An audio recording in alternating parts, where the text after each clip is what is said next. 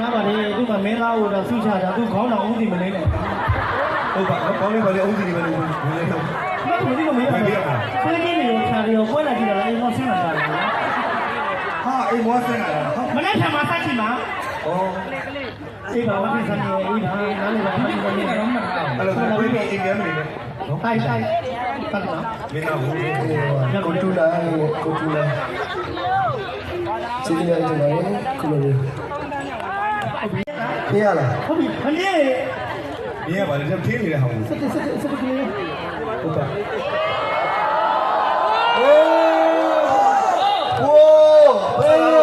ညနေမနေပြီအဲ့ဟိုတဲ့လူကအသေးကြတယ်အပြီးဟုတ်ပြီစပီဆွမ်းမယ်ဟုတ်ပြီလမ်းလျှောက်ကိုထုကေတော့ပြန်ပြီကြောက်ပြန်ပြီလားဟုတ်တာသွားလေဩဟုတ်ပေးလိုက်ပြီကျူးလေး